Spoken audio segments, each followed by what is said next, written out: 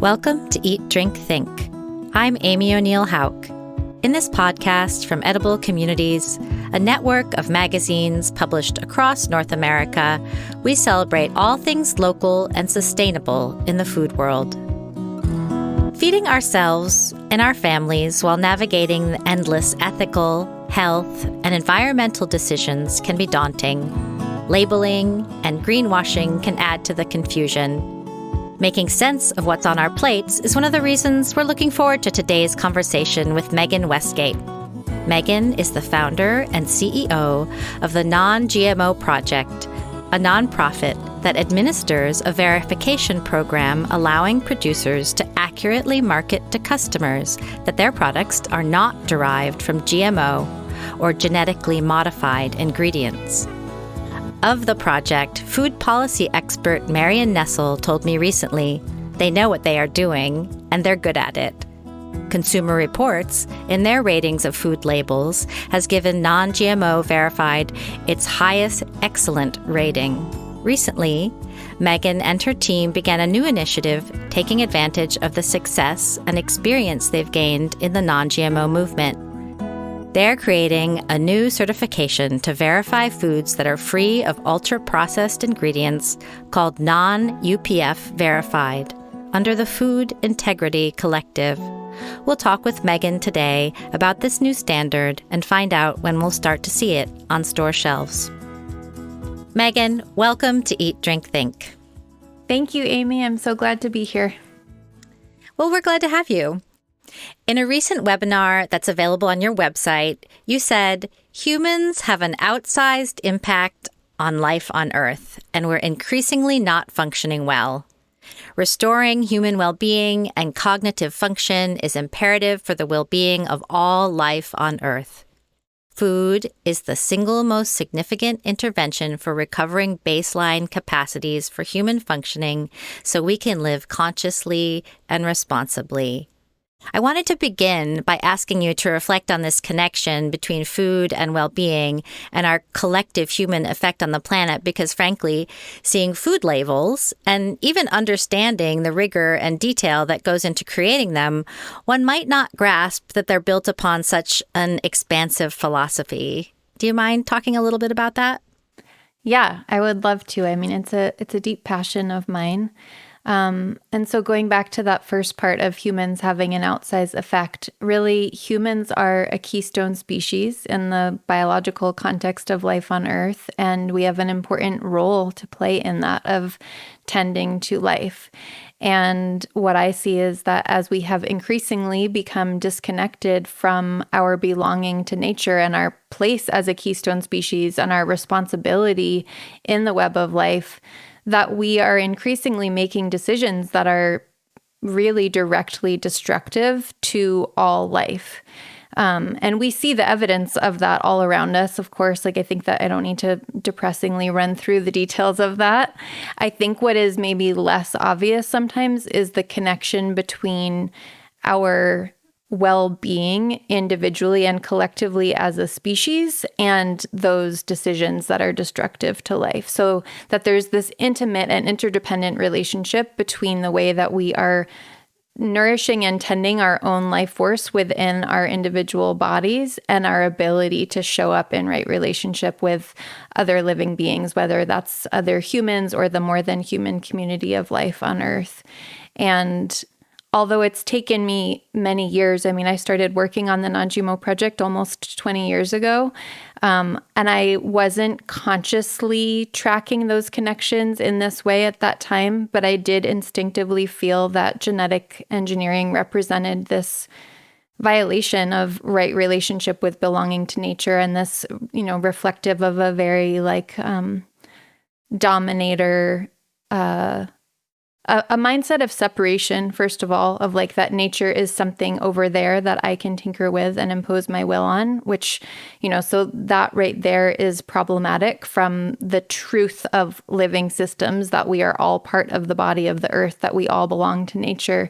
And then furthermore, not only the separation, but also the hubris and entitlement to dominate and impose our will and our ideas on how things should function, even at the DNA level, and this idea that we know better than nature. And so while I was conscious of that at the beginning of the work, and very compelled by all the people who were concerned about that and looking for alternatives, I didn't fully see that connection in the way that I've now come to understand it.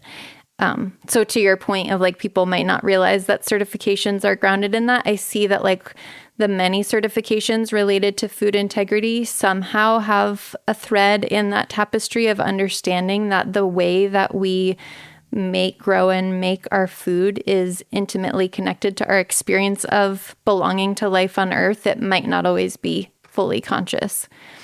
Thank you. So that makes me curious, when you talked about your evolution, if you considered yourself an activist first, a foodie first, what brought you to this work, and how did you get interested in the Non-GMO Project and the other parts of what you do? Yeah, that's fun. I started out as an activist. So in college, I graduated from college in 2002. So right around when the first GMOs were coming into the market and the first resistance was emerging, that's when I was in college, and I was very involved in different activist campaigns, including directly around genetic engineering. I did some training in college with the Ruckus Society with their direct action camp and like Earth First style, like direct action intervention.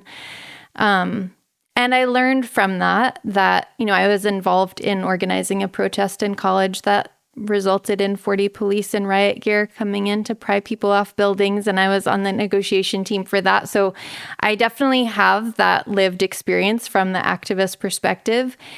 And ultimately, through those experiences, I saw the potential for other interventions to potentially be more effective. And so the philosophy that I brought to the Non-GMO Project was still very much grounded in disruption, but in a more, in a less adversarial way, in a way that's really grounded in the orientation to our co-creative potential and the reality that like we are all co-creating our experience of life. We are all co-creating the food system. And I started with a belief that has only deepened significantly in the years of watching the Non-GMO Project grow, that when we have access to information and when we're encouraged to be empowered in that co-creative role that we play in shaping the food system, that we can make significant change that way. And so as an organization, the Non-GMO Project has not centered as an activist organization. There's a lot of momentum in especially the historical non-GMO movement that's focused on fighting against Monsanto and being adversarial and activist. And, that definitely has power and is relevant context in the movement of what has made our success as an organization possible. So I honor and acknowledge that. And also our approach has been, how do we make it possible for everyone in the food system, including brands that, weren't interested in what we were doing from a mission perspective to begin with, to eventually come into relationship with this potential of we too can contribute to making decisions that advance food integrity. And, regardless of the reasons why, that we really looked at like systems change requiring engagement at scale, and that it's important in that to not other people. And I think, when I look around what's happening in the world in general right now, I think that beyond the food system, even just the capability and the orientation to getting out of adversarial either or, right, wrong, black, white thinking is absolutely imperative for us as a species. Like we need to be able to hold nuance and orient to higher aims and find common ground, because it's, like we're just destroying ourselves and everything along with it through not doing that. So there's bigger considerations too beyond food, but definitely taking that mindset to food is important. So yeah, I started as an activist, and And then interestingly, really discovered I studied art and dance in college. And so it surprised me soon after graduation from college to get into situations where I realized that I have this real passion for business. That was not what I was focusing on at all, but I feel really compelled by the potential to evolve businesses. They're such a powerful influence on creating the reality of life on Earth right now. And so in the food system, that's super relevant. And yeah, so I came to this work through an orientation of how do we be empowered co-creators for something better, and how do we make a place for everyone to belong to that. What you were saying about your non-adversarial relationship between all of the aspects of the food system made me wonder about that sector of the food system, which is really concerned with technology, whether it's biotechnology or new ways of creating food using industrial aspects. And I'm wondering if that is something that can cause tension or make you feel at opposition with, even though your general gaze is one that feels very inclusive. Yeah. Well, I think it's kind of the classic thing about technology. It's not the technology itself, it's how it's used, right? So I think what's missing in the way that a lot of food technology, including genetic engineering, is being deployed is an understanding of the truth of interdependence, is a grounding in like how living systems actually work. And it's extremely risky because it's counter to the principles of life to treat things like fragments. And so basically with genetic engineering, you have the combination of you're applying an engineering mindset to biology, and they're different fields and disciplines and dimensions of understanding. And biology is incredibly complex, and like there are so many variables that affect all the other variables. But the mindset of genetic engineering is artificial and inaccurate. It looks at biology as though it is a machine that's static and you can change one piece and you only affect things in that way. But yet the reality is when you start messing with DNA, you are turning on sequences and off sequences that like you can't necessarily see or track because of just the complexity of how biology works. So there's just a fundamental conflict between kind of the two disciplines of thought. And in terms of technology more broadly, I think there's plenty of applications of technology and food science that aren't rooted in that problem to the same degree. But I do think in general, in our Western mindset and our way of thinking about science, culturally at this time, which is very different than like an indigenous perspective on what constitutes science, that we do tend to be really fragmented and linear in a way that's actually really not scientific at all. And of course, like a foundational principle of science is curiosity and testing hypotheses and seeing, is this true? Does this work? What happens when I do this? And a lot of that basic curiosity that is the essence of science, and reflected in the core scientific principles is not reflected in how a lot of technology is being deployed on our food. And that's where there are problems. But it's not like technology itself is fundamentally a problem. It's our mindset that's causing issues. Mm-hmm. So recently you began the Non-UPF Verified label project, and it's looking at not just how ingredients are grown, as in with or without GMOs, but how they're processed and produced. So what prompted this shift or widening of your focus? So for the past number of years, we've been doing some of the reflection that led to where you started us, of like thinking about humans as a keystone species and our role in the web of life and how does food relate to that, to develop more clarity and context of the value of our non-GMO work. And I think, in the context of the growing poly crisis, within our organization, we're really, as a lot of people are in this time, like deeply asking ourselves, how do we make our best possible contribution to life on Earth in these times? And recognizing for us, like non-GMO is really important, and it is not a single or isolated concern for any of us. Like none of us, myself included, started working on this just because we were concerned about GMOs. I mean, it really was a mindset of this is a particularly egregious violation of right relationship with life. And what we're actually concerned about is food integrity. What we actually see is that our way of being in relationship with food is one of the most powerful both reflections of how we are in relationship with life and with the earth, and also intervention points. Like the way that we grow and make our food has such a huge impact on nature and the health of life on Earth, of biodiversity and planetary well-being. And so as we started to look more at that context, we developed an expanded platform for food integrity and identified that, yes, we care about non-GMO, and we also see these other elements that are really intricately connected to these intersections of our individual human well-being and the well-being of the broader food system and life.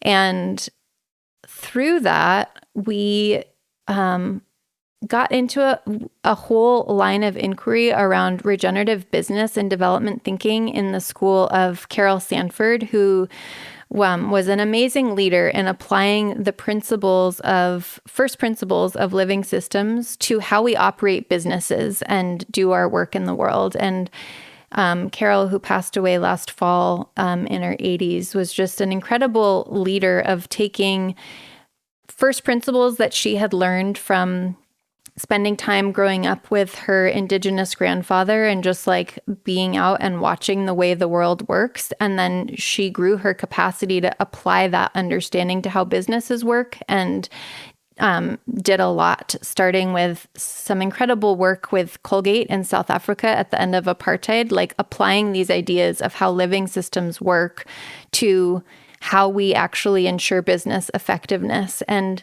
through a lot of that work with her, what I realized is like our ability to feel well and think clearly, which is a foundational requirement to be able to see things like living systems and really be able to appreciate interdependence. Actually, my own lived experience of that was, this is actually taking a lot. It's taking a high level of functioning for me to like be resourced enough in my own well-being, clear enough in my thinking, to have the will to consider things outside of myself. You know, a lot of people are increasingly in survival mode. We're foggy-headed, depressed, anxious, shut down, and just trying to get through the day. And in that state, we are really not resourced or capable to think about bigger things outside of ourselves. And so as I thought more about that, what I noticed, and which is like really compellingly supported by so much emerging research, is that increasingly the food that we're eating, doctors are increasingly referring to it as processed edible substances as opposed to food. Because in this country, depending on which stats you look at, it's something like 60 to 70% of our calories are coming from these products that are ultra processed, meaning that the food matrix has basically been broken down through so many steps of processing that in many cases, the body doesn't even recognize it as food and isn't able, and what I mean by that is like, is not able to translate it into the energy that we need to run all of our various cellular processes, including our brain function, gut health, all the things that impact well-being. And so through that, our food is a central point of destruction to our basic functioning. And that is, as you know, to the starting point is like, that is a direct threat to the well-being of life on Earth, because when we aren't functioning well, we're making bad decisions that are harmful to other beings, just because we're in a survival state. So that in the context of our expanded, we have a website, foodintegritycollective.org, that lays out our 8 petals of food integrity. And one of them is minimal processing and additives. And what we saw through that is so in the context of those considerations I just shared with you, we also noticed that all of our other petals, like regenerative sourcing and biodiversity, healthy human communities, animal well-being, all have established definitions, certifications, organized efforts around addressing them. And there was this huge gap around minimal processing and additives, which really stood out to us, both because of, everything I was just sharing of this is a actually really critical intervention point. And I just find it fascinating that what started out as the health food industry, I have been actively participating in this industry professionally for 2 decades. And I grew up, some of my earliest memories are in the aisles of the Brattleboro Food Co-op, where my parents were member owner volunteers. And I grew up in that context of the heyday of emerging food co-ops, and when it was very much like the health food industry, where there was a focus on, we want this food to be healthy. And now it's referred to as the natural products industry. And what I've seen through participating professionally is there is surprisingly little attention given to the actual healthfulness of these foods, and surprisingly little attention given to the impact to human well-being. And I think sometimes some of us with deeper backgrounds in environmental activism and, just consideration for the broader whole, think of it as selfish or not important to think about how is my body physically doing. But that is this interesting reflection of actually a really probably unconscious and unintentional, but I kind of think of it as a colonizer mindset, that fragmented thing of I'm separate from the rest of things. Let me save the world. Let me save the planet, without having the humility to be I'm actually part of that. And the way that I tend to my own well-being is a microcosm of that macrocosm. And as such, it is the critical foundation of which if I'm not tending to my own health and vitality in a loving, conscious way, how can I do that for anything or anyone else? So I see in the natural products industry, there's a lot of focus on, whether it's non-GMO or organic or many of the things, it's a kind of saving things over there mindset without a consideration of what's the physical health. And not to say that that's totally absent. There are, of course, entities, organizations, people concerned with that. But it's just been my observation that generally within the natural products industry, there is not a whole lot of conversation around the healthfulness of food. And you can take the most beautifully regeneratively grown ingredients, and it is possible through ultra processing to turn that into something that becomes a processed edible substance that is not nourishing to the body. And that is, at this point, I would say it's not hyperbolic to say that's dangerous for life on Earth. We need to be accountable and tracking to how is the food processed, and is the food matrix maintained such that it is nourishing to the human who consumes it? And shoppers, people in the world are generally tracking to this. And there's huge trends around people looking for how long is the ingredient list? And I want the product to be natural. And some of our research shows that 85% of shoppers already are looking for non-ultra processed foods. And right now, there isn't any way to easily identify those. And so that's what we're aiming to create with this new certification, is just like we did with non-GMO, having a front of pack label that makes it easy for a shopper to quickly discern whether or not this product is ultra processed. Mm-hmm. So before we talk too much about the new certification itself, maybe we should get on the same page about what ultra-processed foods are. And I know there are definitions that sprang out of research, maybe starting a couple of decades ago. So has that fed into what you're using, and what are the guiding definitions that you are taking forward? That's such a good question. And it's funny because it's going to be hard to answer without diving into what we're creating, because actually one of the issues is that there aren't standard definitions. And so that's part of why we saw value in creating this program. So there is a definition of ultra processing that came out of a team at the University of Sao Paulo in Brazil in 2009. That team coined the term ultra processing and created something called the NOVA classification system, where there are 4 different groups of food from least processed all the way up through ultra processed. And that there isn't like a succinct 1-paragraph definition, but it is defined broadly in multiple papers, and that has been the basis for the myriad studies to look at the health effects of ultra processing food. So what we're looking at is we started with thinking like, okay, great. Like there's well-established concepts around what ultra processed is. We will use our expertise and position to translate that into a standard where individual products can be evaluated and certified and identified for shoppers.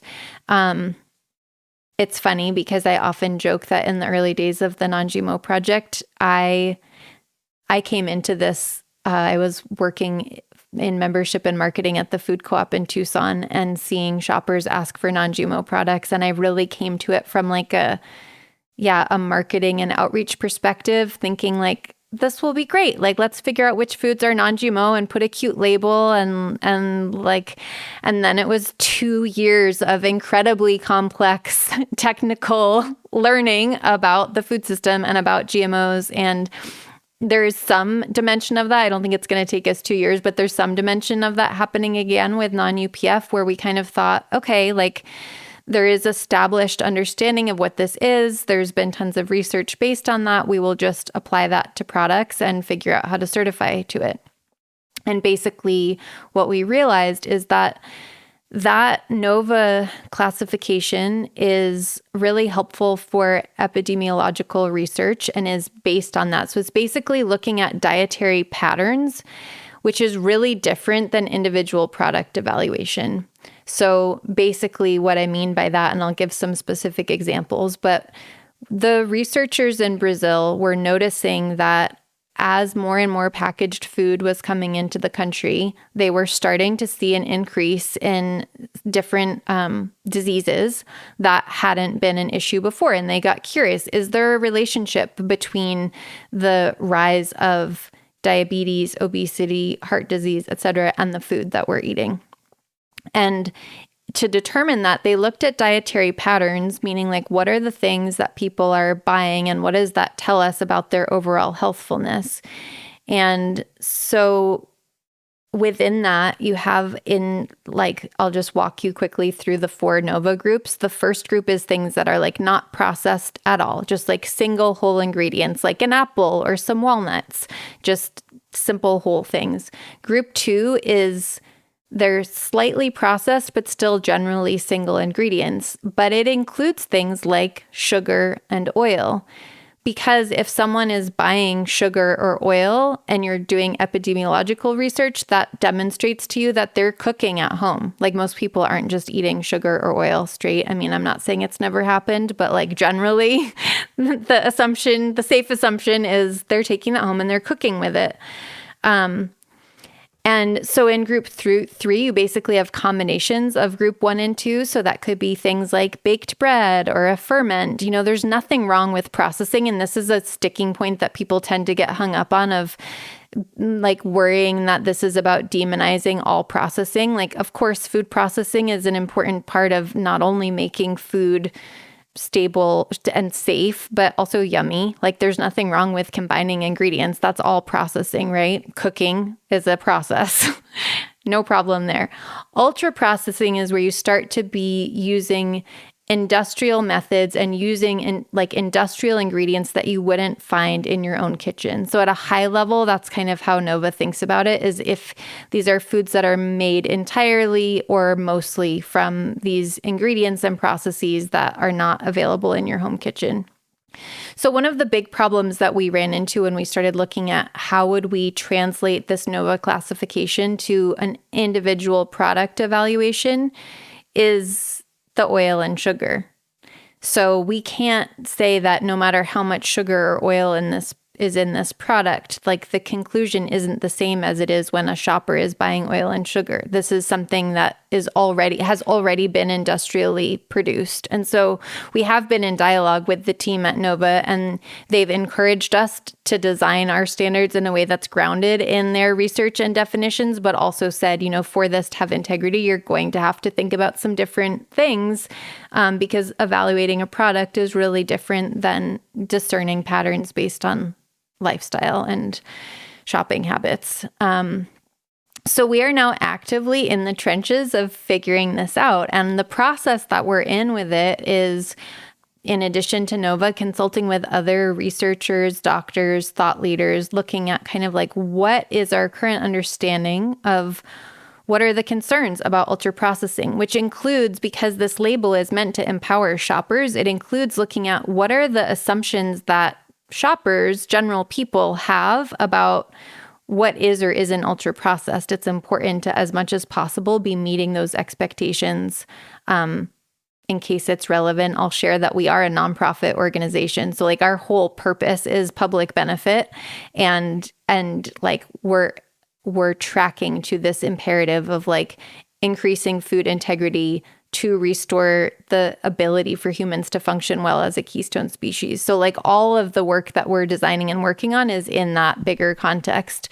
So we're looking at like, what are the thought leaders and researchers and doctors saying? What are shoppers expecting? And we're also right now working with a cohort of brands. We have about 15 brands who are doing a pilot with us this summer to run their products through different ideas and approaches, because we also, as is always the case with standards and certification, you have to track to this balance between meaningfulness and achievability. So like it needs to be meaningful in the context of providing that trustworthiness, moving toward food integrity, and also achievable enough that like our aim is actually to get food brands to reformulate. We want them to change the products we're making. We're not just trying to slap a label on the things that are obviously non-UPF that anyone could figure out. Like, this bag of dried fruit is non-UPF. Like that's fine. Like we will probably have a label for that, but like that's not the point. What I'm really interested in is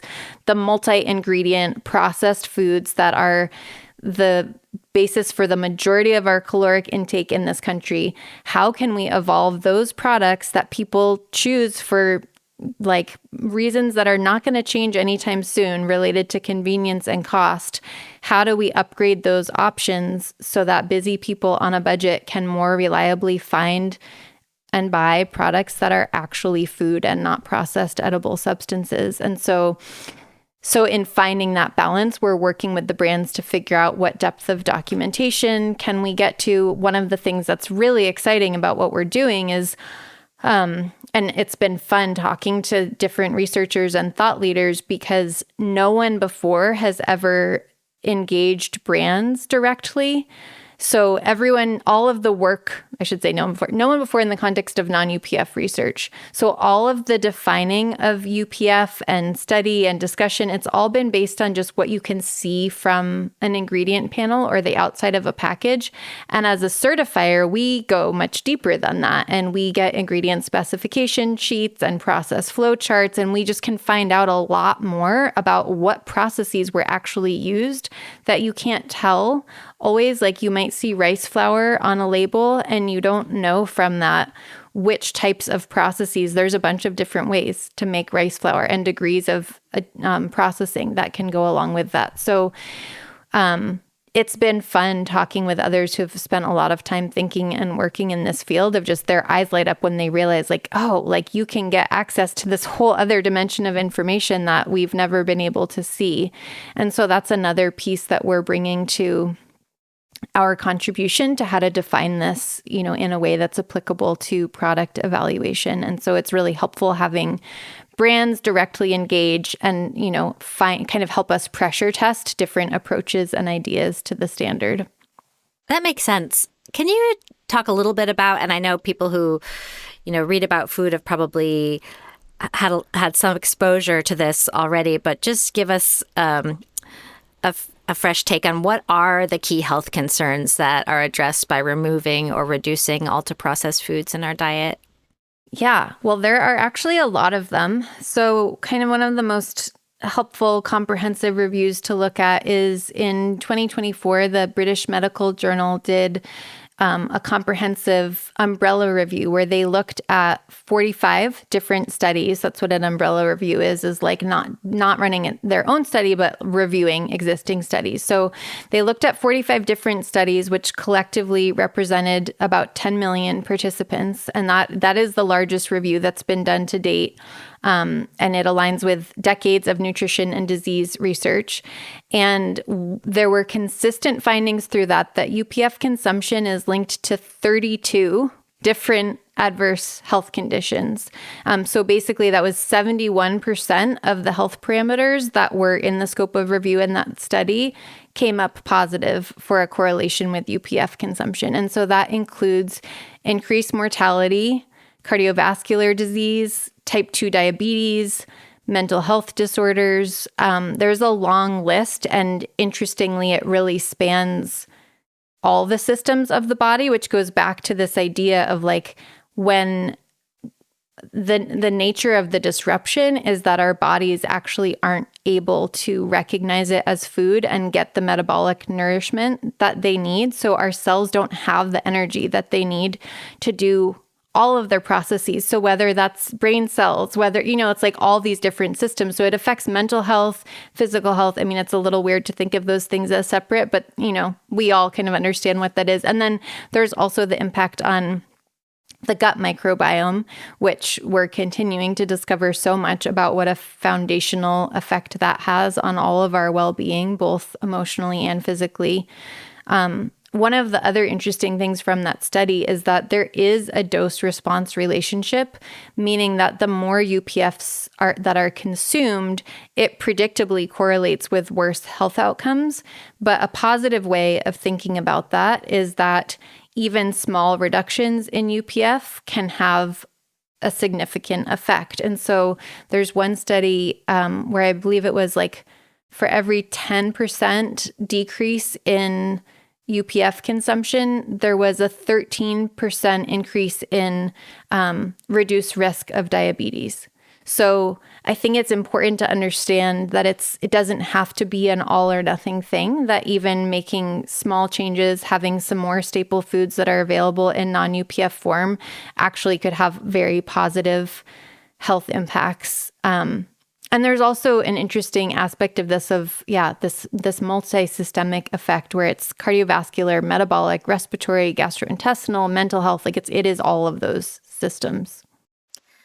So what happens after this summer of essentially kind of beta testing with the 15 brands that you're working with right now? So we are aiming to be refining our standard this fall. We have an early draft of a standard. We're calling it version 0.5. That's how not fully committed we are, but it's innovation. So we're trying out ideas. We already know that one of the ideas that we were using is not going to work. So we're back to the drawing board on that. But there are some core things that we are sure about, which I'd be happy to share. And then our timeline is we're aiming this fall to be wrapping up that pilot, refining the standard to a version 1 that we're reasonably confident. Our technical administrators, so we work with 4 different firms that basically do the technical administration of evaluating products for compliance with the standard. So the aim this fall is and they're all engaged in the pilot too, but the aim this fall is to get them a version of the standard where they can reasonably evaluate products from any category in the grocery store. There will absolutely be learning about that and refinement of the standard. In the early years of the Non-GMO Project, we were going through standard revision processes 4 times a year, publishing new standards twice a year. So that tends to be like when you're early in the learning, you think of everything you possibly can, and then you set it loose and realize that there were 3,000 other things you didn't think about, and you work on those. Our aim is to be able to launch the program widely early in 2026. And so that's what we're ramping up for. And, it is dependent on getting clear enough on the standard, but we have over 200 brands already on our wait list. It's really different than the early days of non-GMO where we're simultaneously creating the solution to a problem and trying to alert the world that the problem existed. I mean, within the natural products industry, most companies did not want to talk to me, and a lot of them, maybe even most of them, didn't really know what a GMO was, didn't understand how it was impacting their supply chain. So there was a huge lift to just create awareness. That is a much different situation with non-UPF, where there is just so much right now in the public discourse and so much awareness of brands, which again, we see represented in how many brands have already raised their hand to say, we want to know more and let us know when this is ready to go. So, that's our timing. And I think probably in the first or second quarter of 2026, we could see the first labels on products, because some of our pilot brands are very enthusiastic, and we did try to filter. I mean, they're all actually very enthusiastic, but some of them are really eager to get this label on pack, which is exciting for shoppers to start seeing it in the world. And we did curate this group very intentionally to choose brands that we felt like had a high chance of having at least some products that would comply with our standard, even though we didn't know the details of what the standard was. And I have so much admiration for these brands for jumping in. Some of them are listed publicly on our Non-UPF Verified website, and some of them are participating confidentially, which is totally understandable, because they're basically, they're beta testing something that they don't know if we're going to determine that their products meet our standard or not. But many products from the pilot surely will meet the standard, and the brands are excited to promote that. So, and we did also try to curate a group that is reflective of every aisle in the grocery store, because we want shoppers to be able to find non-UPF options anywhere that they are in the store. And we want the label to start showing up everywhere in the store, so that the other brands who are next to those products on the shelf feel excited, oh, we should get that too. People are looking for it. So that's kind of our timeline and strategy. Some of the things that we know for sure will be included in the standard are, for one, we have a list of prohibited ingredients that will just never be allowed in any amount. And so that list is informed by looking at ingredients that are banned by certain retailers like Whole Foods and PCC up here in the Pacific Northwest, Cooperative Grocer, as well as looking at things that are illegal in the EU. And so this has interesting reflection of the early days of non-GMO, where one of the most compelling parts of our value proposition was, as people were learning about GMOs, when they would find out these ingredients are illegal in lots of countries, and here they're going into your food unlabeled. You're feeding this to your kid, not, and it's not even legal in other countries. We have a similar thing with there's obviously growing awareness about this right now, but a bunch of dyes and other synthetic ingredients that have not been evaluated for safety. And a lot of people don't realize, again, similar to GMOs, there's an assumption that this wouldn't be in our food unless the government had done safety reviews to make sure it was okay for us. And that is absolutely not the case. The system that we have in this country for review of new ingredients allows for brands basically can voluntarily submit an ingredient to have it approved, generally recognized as safe, it's called.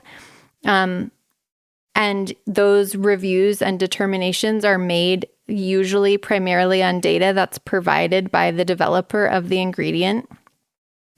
And that process is entirely voluntary. So also, someone can create a novel ingredient and just start selling it into the food supply, and the government never looks at it. So we have thousands of ingredients in our food in this country that have never gone through even that pretty lame review that's based on industry studies, where even that hasn't happened. And so that's kind of a foundational piece of the standard, is that we'll make sure that none of those ingredients are present in the food.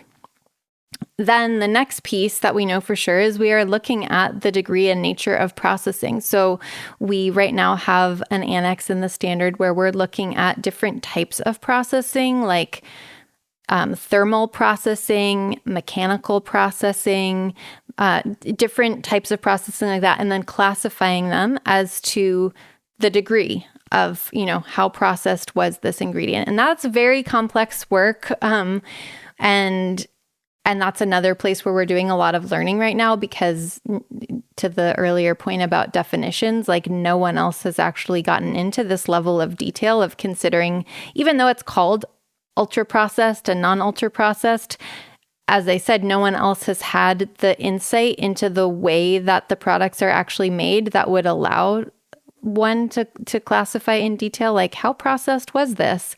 And so there's all kinds of decisions to make about like how many steps can it go through? How high can it get heated? Like which kinds of extraction are and aren't okay? And so that's another core component that, obviously by nature of this being ultra non-UPF, we're looking at the processing. And one of the big considerations there is because one of the big concerns that the general public has about UPFs is this idea of hyperpalatability, which is basically like hyper palatable is like extra yummy in your mouth and you don't want to stop eating it. So it's basically like food that's been engineered for addictiveness. And there's really interesting origins of ultra processing going back to the 80s when Big Tobacco kind of saw the writing on the wall for their business model and started buying up food companies and actually applied the addiction scientists who had developed tobacco products to thinking about how do we make food addictive so that we can sell as much food as possible. And that's where a lot of these processes came from. And unfortunately, now they've become kind of the norm where like we all expect a certain amount of sweetness, a certain amount of creaminess. Like there's all these dimensions of taste and mouthfeel that are really appealing because, it was looking at the science of what's going to trigger the reward centers in the brain, what's going to seem nice, and they're widely applied now to our food. And so disrupting that it's a big challenge, and it's so compelling that we absolutely need to do that. So is the label going to be something that's like a yes or no, like this product is non-UPF, or is it going to be a little bit more like the NOVA scale, like maybe this product, it describes what kinds of processing are involved, and then the eater has to make some sort of decision? It will be more of a yes or no. And part of that is just based on our experience and understanding of how to best resource a busy shopper and getting into too much nuance. There's already so much going on the outside of a package. That said, we have this exciting idea under the umbrella of the Food Integrity Collective of eventually developing an app that has more nuance across all the 8 petals so that shoppers do have visibility into more of those details and nuance. But for an on-pack label, it really seems like the pass-fail approach is really the most effective and useful for shoppers. So there's this little circle in the Venn diagram of Americans of all political stripes that overlaps in surprising ways on the subject of food, as we've maybe discovered in recent months with movements among conservatives to ban various food additives. And your project has actually been in the works for some time, but how does this political moment help or hinder what's going on in your world? I love that question. And it feels like a bit of a tightrope in some ways. What I see, going back to the part of our conversation of overcoming polarity, what I see is like, again, it feels so imperative for us to get out of that adversarial, good, bad type of thinking. And, that's a foundation for actually being able to engage constructively and co-creatively in the ways that are needed in the world right now. And food, I think, has a significant potential to be a reconciling, unifying force because, like you're saying, like our food and health are absolutely a nonpartisan issue. That's something that every human should be. I mean, people have varying degrees of consciousness about it, but everyone is affected by it, right? And there is a growing awareness that, again, it has nothing to do with political affiliation. Like, we all want to feel well. We all want our loved ones to feel well. And there is a very important and appropriate growing awareness that food is absolutely one of the biggest levers for increasing the feeling of well-being and the actual experience of health. And so our approach is, we stay out of politics. And so our approach is to orient to this way of like, as humanity, what's important right now and what's our responsibility? What's ours to do, given that humans are a keystone species? And it's important to listen to everyone and find pathways for belonging for everyone and to not make it a political issue. And I think in general, the fact that more people are talking about food is helpful, and we just have to make sure we engage in that in a way that, again, is not perpetuating good, bad, and make space for everyone to be empowered co-creators of the food system. So I wanted to know, politics aside, the current FDA is actually exploring its own definition of ultra-processed, and some states' legislatures are working through the same kind of food policy. How does that inflect or not the standards that you're creating? We are definitely tracking all of that and are aiming with a high degree of confidence to ensure that our standard is significantly more rigorous than any of those approaches. And it's not that hard. From what we're seeing so far, it's not that hard to find alignment, because a lot of the legislation that's emerging is really just limited to this idea of prohibited ingredients. For example, in Arizona, the law is like, if it contains any of these 10 or 11 things, it's ultra processed. Like, end of story. That's the extent of the definition. And so it's pretty easy to roll that into what we're doing. Like, our initial concept already included the consideration, of course, as I've shared, with prohibited ingredients. So yeah, we're tracking to all of that, and same thing, kind of. Truthfully, I am skeptical of government intervention. Like, I think it's helpful for bringing awareness, but I'm skeptical that it's really going to be at the level of rigor and integrity that is really called for, just because all the dynamics at play that cause things to be watered down. And that's certainly what we've seen with non-GMO, where we wouldn't have needed the Non-GMO Project if our government had regulated GMOs in the same way that governments in the EU do, for example.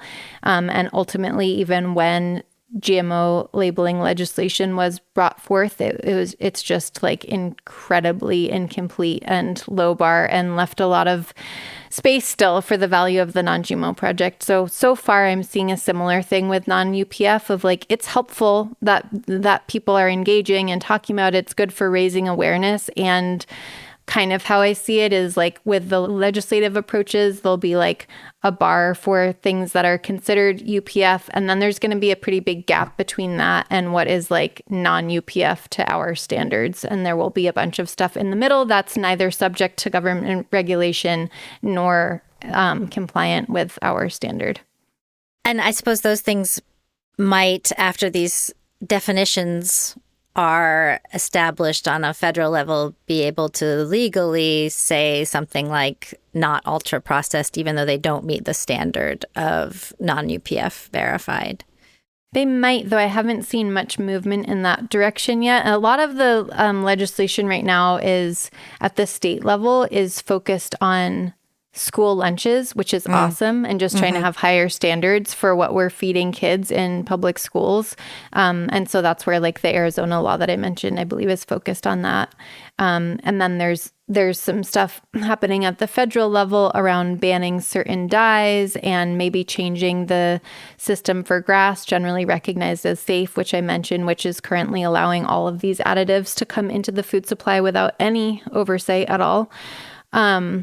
So yeah, I haven't seen a move yet for an allowance at the federal level for a non-UPF claim, but I don't know how that will be regulated. In general, to make a claim like that, there are considerations around having any claim on pack has to be accurate and not misleading. And so generally, to make a claim like that, a brand would want to have a uniform, transparent standard. That's the basis for the claim. So they would have grounds to say, like, here's why we're saying this. So that's a huge part of why brands value third-party certification, is it gives them the foundational confidence to make a claim in a way that doesn't pose legal risk.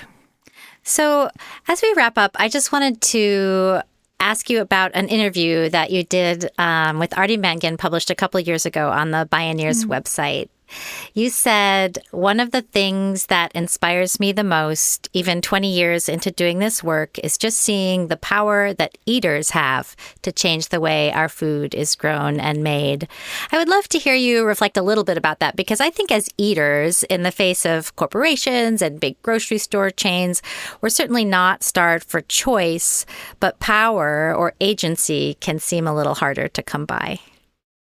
Yeah. Well, and there's, from my perspective, a really close relationship between that choice and that power. And it's kind of this idea of voting with our dollars, that every time we choose a product in the grocery store, we are conveying to like the food system directly, like, here's the kind of way that we want our food to be made. And brands really pay attention to those signals from the market. And so, yeah, I think it's easy for people to not make that connection between all of the choices they have and what that actually signals. But it's just good to be aware that there is an incredible amount of resource and effort that goes into watching everything that shoppers are doing and telling the stories about that and getting the insights and having that inform how products are developed. And, we're hearing that from the brands in our pilot already, that some of them already have developed alternative versions of their products that are more, simpler, less processed, fewer ingredients. And that is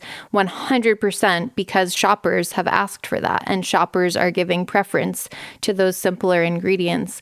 And so I've really seen that power. And again, like from the early days of non-GMO, where it really, honestly, it might be hard to imagine now, but it felt like a huge long shot that we would actually be able to preserve a non-GMO ingredient supply in this country. It just felt like a very David and Goliath thing of, like, by the time the project started, the vast majority of corn, soy, canola, these commodity crops were already GMO. Like, the ship had sailed, and it felt like this is going to be a really long shot to disrupt this.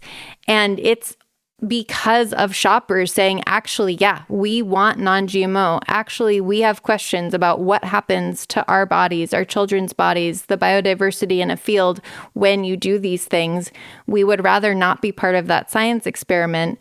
That has led us to where, we now have close to 70,000 Non-GMO Project verified products available in the U.S. marketplace. And not a single one of those would be there if shoppers weren't looking for the label and choosing that. And so it's the simple act of choosing certain ingredients. And also, like, for those that have the bandwidth or inclination to do this, the actual direct asks to brands. And it could be engaging with social media, is a simple way to do it now, of just conveying, what are you looking for? What are you interested in? Really, like, the whole food industry is designed based on shopper preference. And so that choice that's available is your power to make a difference and help co-create a food system that has more food integrity. Well, Megan, thank you so much for joining us today. My pleasure, Amy. Thanks for having me. We've been speaking with Megan Westgate, CEO of the Non-GMO Project and founder of Non-UPF Verified. Thank you for joining us today at Eat, Drink, Think. If you liked this episode, be sure to subscribe wherever you get your podcasts. And don't forget to pick up your local edible magazine. You can find show notes for today's episode at ediblecommunities.com.